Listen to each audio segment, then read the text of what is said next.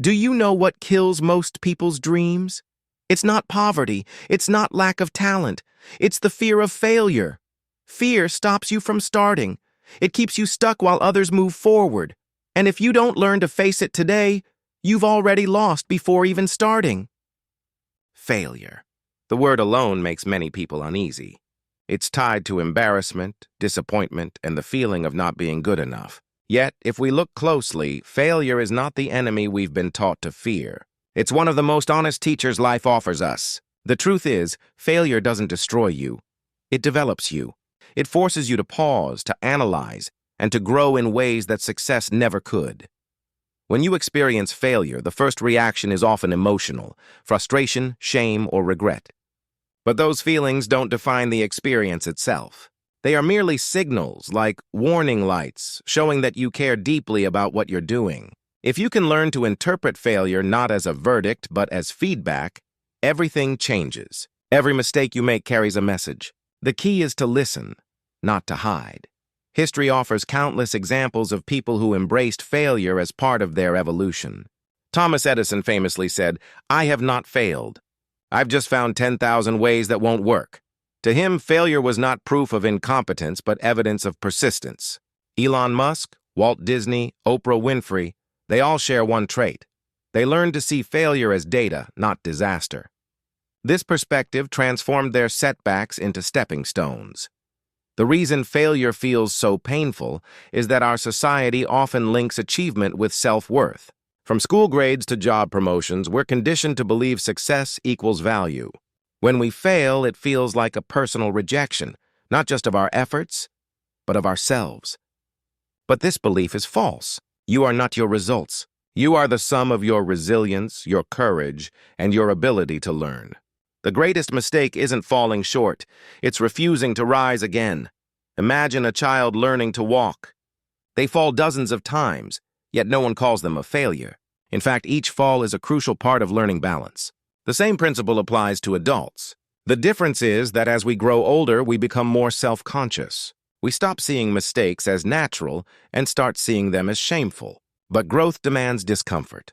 There is no improvement without error. Every stumble you take refines your understanding and strengthens your determination. To truly overcome the fear of failure, you must redefine what failure means to you. Instead of asking, "What if I fail?" ask, "What can I learn if I do?" That single shift reframes the experience. It turns failure from something to avoid into something to explore. Each time you face a setback, practice reflection instead of rejection. Ask yourself, what worked? What didn't? What can I do differently next time? This process transforms fear into curiosity, and curiosity leads to mastery. Remember, the people who achieve extraordinary things aren't those who never fail. They're the ones who fail repeatedly and still keep going. They've built emotional calluses through experience. Over time, failure loses its power to intimidate them because they've learned it never defines their worth, only their progress. When you can look at failure and say, "Thank you for teaching me. You've already won." You've proven that courage matters more than perfection and that growth is born from persistence, not ease. In that moment, failure ceases to be something to fear. It becomes your greatest ally, the invisible mentor guiding you toward your potential. The fear of failure often grows from our obsession with results. From childhood, we're taught to measure everything by outcomes: grades, trophies, money, or recognition. We internalize the belief that only visible success matters and anything less is a waste. But this mindset traps us. It makes every attempt feel like a gamble, every risk feel unbearable, and every imperfection feel like defeat. To overcome this, we must learn to focus on the process, not the result. When you focus solely on the outcome, you give fear tremendous power. You begin to imagine all the ways things might go wrong, and that anticipation becomes paralyzing. But when your attention shifts to the process, to learning, experimenting, and improving, you reclaim control. You can't guarantee outcomes, but you can control your effort, your attitude, and your growth. This shift in focus creates momentum. It turns fear into fuel. Think of an athlete training for a marathon. If they obsess only about the finish line, the distance feels impossible. Every mile becomes a reminder of how far they still have to go. But if they concentrate on one stride at a time, one breath at a time, Progress happens naturally. The same is true for personal growth, business, relationships, or any meaningful pursuit. Success is never a single event. It's the accumulation of small, deliberate actions that compound over time. The process-centered mindset also helps you build resilience. When you learn to value progress over perfection, you stop punishing yourself for mistakes.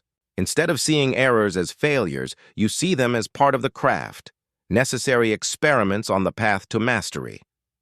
Every creative person, every entrepreneur, every inventor who's ever changed the world has practiced this mindset. They fall in love with learning, not with winning. Take, for example, a writer struggling with their first draft. If they fixate on publishing a best-selling book, they'll feel pressure, anxiety, and likely procrastinate. But if they focus on the act of writing, one page, one paragraph, one idea, they'll build consistency. With consistency comes progress, and with progress, confidence grows. Ironically, this mindset not only reduces fear, but it also increases the likelihood of achieving success. Focusing on the process doesn't mean ignoring your goals. It means respecting the path more than the prize. Your goal is the destination, but the process is the vehicle that takes you there. When you honor the process, the daily practice, the learning curve, the repetition, you make peace with imperfection. You begin to see that growth itself is success. The moment you commit to improving, you've already started winning. The beauty of process thinking is that it liberates you from the need for constant validation. You no longer depend on results to feel worthy. You find satisfaction in effort itself, in the discipline, the curiosity, and the act of becoming better. That's when your fear of failure begins to fade. Because even if you don't achieve the outcome you wanted, you still win. You've grown, learned, and moved forward. The process is where transformation happens. It's the silent arena where your character forms, where your skills sharpen, and where your dreams take shape. When you trust the process, fear loses its grip. You realize that success isn't about crossing the finish line. It's about having the courage to keep running one step at a time. One of the deepest roots of the fear of failure lies in how we define ourselves. Many people don't fear failure itself. They fear what it says about them. When we tie our identity too closely to our achievements, every setback feels like a personal attack. We begin to think, I failed, therefore I am a failure. This belief can destroy confidence, creativity, and motivation. To truly overcome the fear of failure, we must learn to separate who we are from what we do. Your worth as a person is not dependent on your performance. You can fail at something without being a failure. The action and the identity are two separate things. Understanding this difference creates emotional freedom. When your self-esteem isn't tied to external results, you gain the courage to take risks, to try new things, and to keep going when things don't work out as planned. Consider how children approach challenges. When they fall off a bike, they don't immediately think, I'm terrible at this.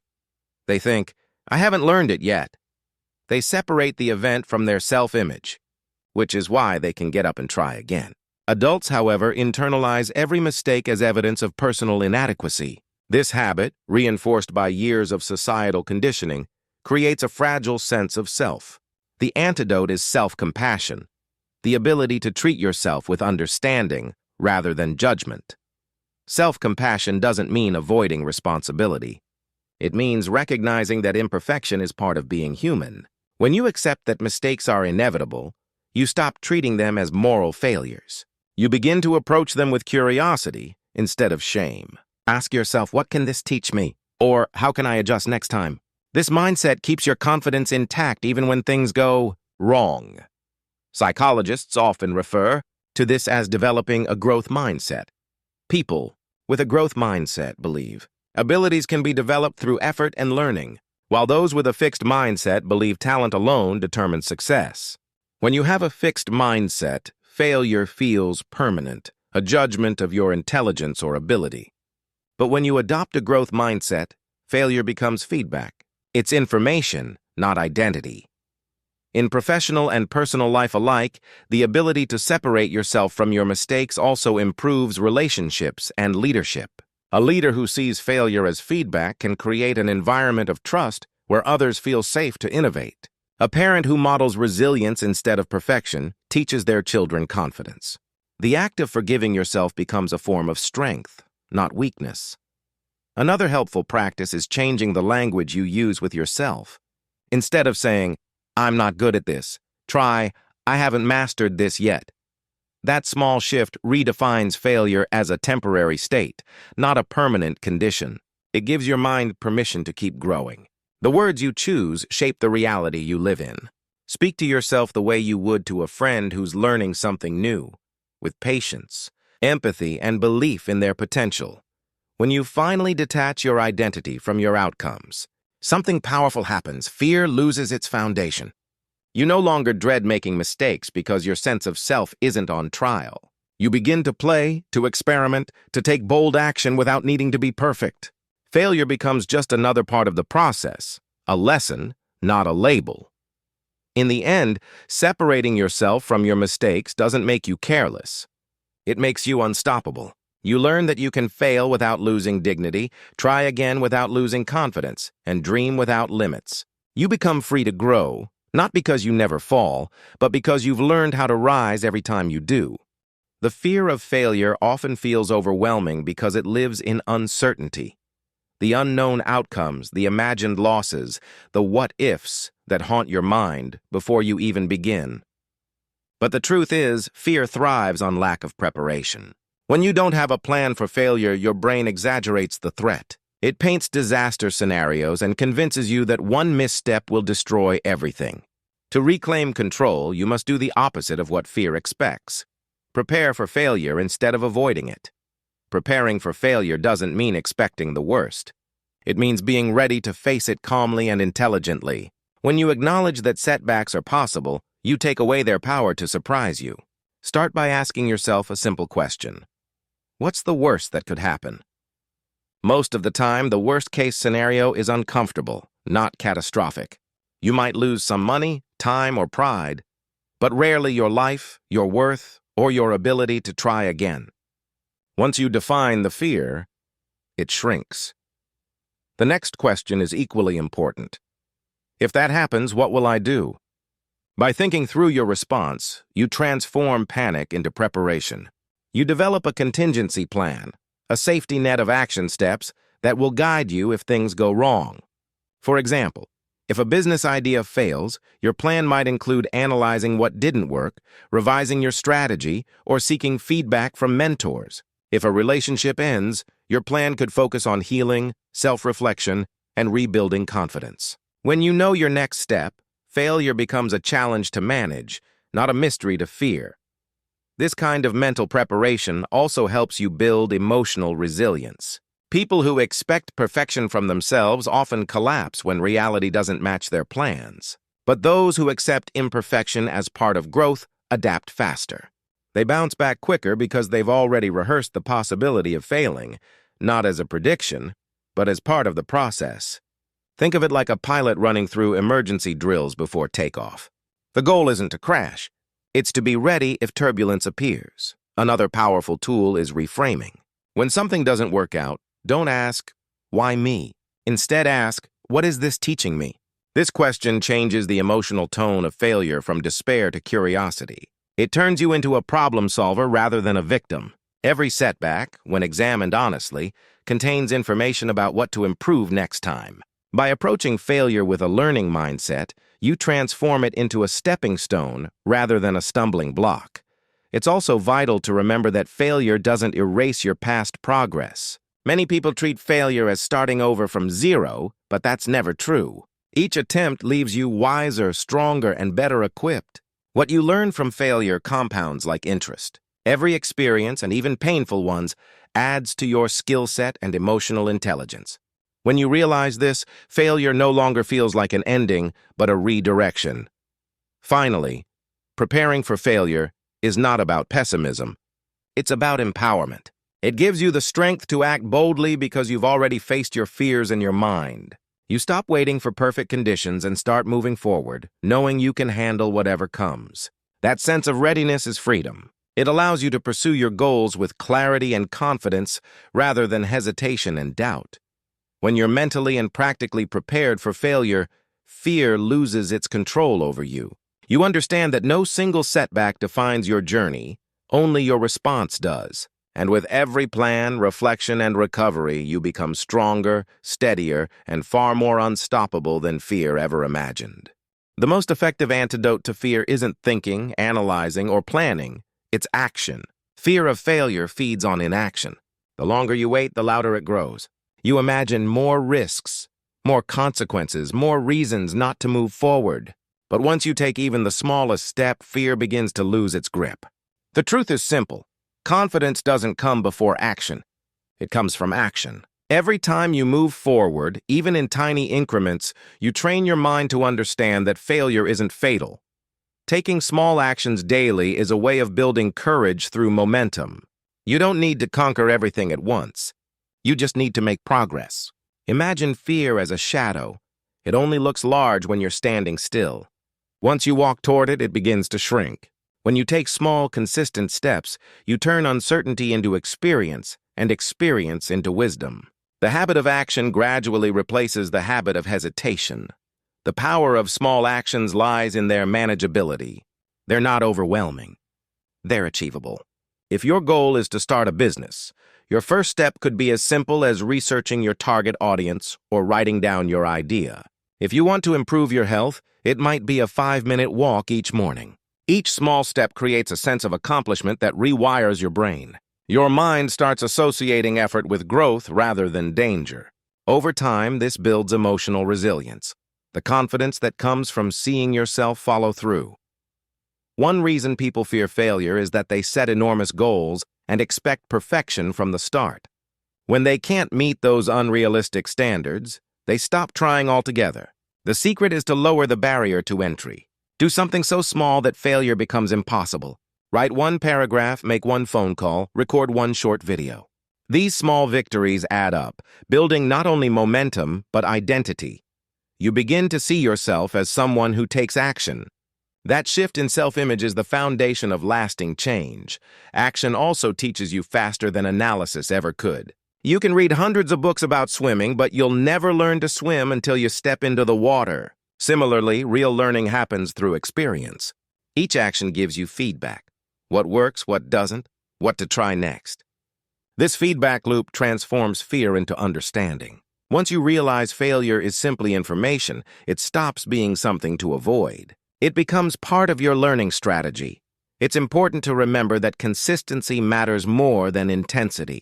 Big bursts of motivation fade quickly, but daily habits build permanent change. Make action part of your routine, not something that depends on feeling inspired. Set aside small, specific times each day for progress, no matter how you feel. Discipline, not motivation, is what carries you through fear. Each day you act, even imperfectly, you strengthen the muscle of courage.